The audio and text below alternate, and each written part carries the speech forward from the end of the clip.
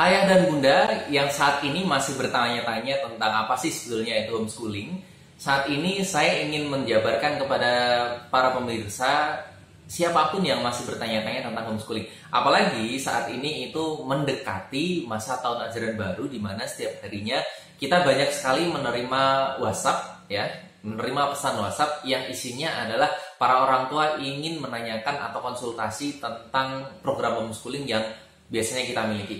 Oke, baik. Yang pertama, ada baiknya ketika ayah dan bunda ingin mengetahui apa itu homeschooling, cari literatur yang banyak dan literatur itu kira-kira mumpuni untuk pengetahuan kita. Ya, kita harus memiliki basic yang kuat, dasar yang pemahaman yang bagus sebelum nanti kita menginjak pada pengertian-pengertian berikutnya. Soalnya kalau tanpa kita punya bekal, saya khawatir itu nanti apa yang akan saya sampaikan atau kawan-kawan nanti akan mendapatkan informasi dari orang lain itu nanti akan rancu. Karena sebetulnya homeschooling itu ada beberapa macam ya. Yang pertama itu ada yang namanya pure murni homeschooling ya. Jadi dia tanpa ada lembaga, tanpa ikut lembaga, tanpa ada tutor misalnya. Jadi betul-betul dia itu tidak sekolah di manapun. Nah, pertanyaannya, siapa yang dia ngajar, terus kemudian materinya bagaimana? Itu sudah hasil dari kesepakatan antara pasangan berdua, antara ayah dan ibu. Kemudian mereka melihat anak saya ini, itu kira-kira dia passionnya di bidang apa. Terus kemudian saya kepengen anak saya ini nanti ke depannya, proyeksi ke depannya ini kira-kira situasi global ini cocoknya seperti apa kan gitu. Nah, dari diskusi-diskusi ini, orang tua itu nanti akan memunculkan sebuah planning terkait dengan anak saya ini harus bagaimana, ya. Sama seperti ketika kita itu membesarkan seorang anak, pasti ada sebuah harapan-harapan yang itu tersemat pada anak-anak kita ini. Nah, harapan itu kita gunakan sebagai panduan, sebagai guidelines ketika kita membuat sebuah perencanaan. Sehingga nanti ya memang tidak ada tutor datang ke rumah, dia tidak ikut les ke sana kemari, kecuali memang itu diinginkan oleh keluarga ya.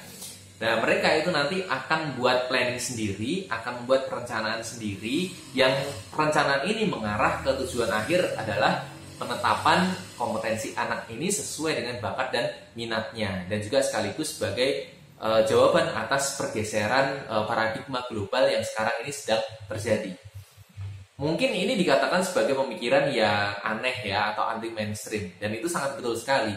Karena nanti orang tua itu betul-betul mengcustom pendidikan yang nanti akan mereka inginkan untuk anak.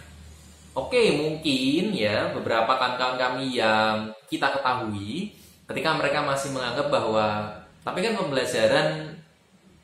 pelajaran nasional itu penting, ya kan? Tapi mereka tidak menitik beratkan pada pembelajaran itu. Artinya mereka tetap ada pembelajaran untuk yang kurikulum nasional, tetapi yang lebih dicari nanti adalah ini, pengembangan bakat dan minat ini lebih banyak. Nah, sehingga hal-hal yang sifatnya dia akademis, penguasaan materi pembelajaran, itu bisa jadi dia diikutkan pada bimbel tertentu atau dipanggilkan tutor tertentu, itu boleh. Tetapi sekali lagi karena ini pure homeschooling, dia tidak terikat di lembaga manapun, ya kan?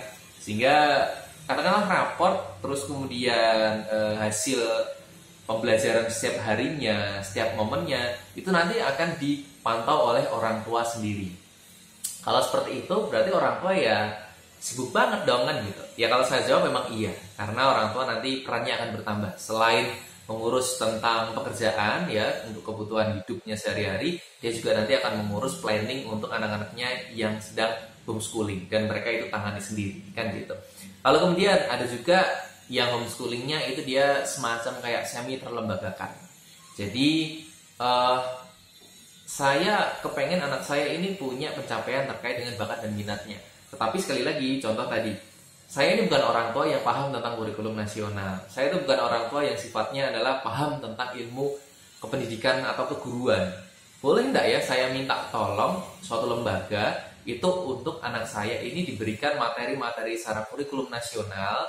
Lalu kemudian nanti ketika di rumah saya buatkan planning tersendiri untuk dia itu bisa mengejar bakat dan minatnya. Nah, itu juga ada. Itu yang saya katakan sebagai homeschooling, dia semi terlembagakan ya. Nah, antara dua hal ini itu sebetulnya memang ada plus dan minusnya tersendiri.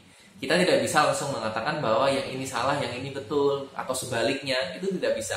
Kita tinggal memilih sesuai dengan kebutuhan dan juga arah pencapaian kompetensi untuk anak ini ke depannya. Kalau memang ternyata kita paham terkait dengan pendidikan, terus kemudian bisa mengajar dengan baik, bisa membuat planning pendidikan dengan baik, silakan Anda bisa memilih untuk homeschooling yang murni, pure gitu ya. Tapi jika Anda nanti membutuhkan kurikulum yang nasional, membutuhkan beberapa orang mengajar yang kompeten, Anda bisa memilih homeschooling yang semi terlembagakan. Karena biasanya yang terlembagakan ini sudah satu paket berhubungan dengan dinas pendidikan. Sehingga ketika Anda meminta raport, itu juga nanti akan ada raport seperti sekolah formal, ada ujian, ada UTS, ulangan harian, itu semuanya ada terstruktur ya.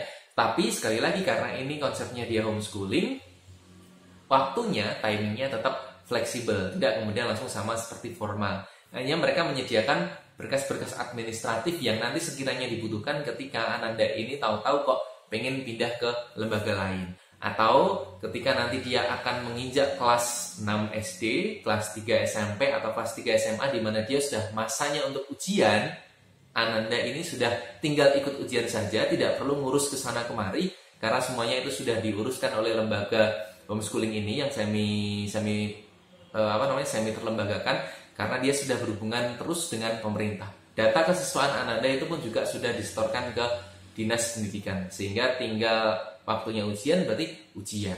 Kemudian kalau sudah lulus, planning berikutnya adalah pengembangan wawasan.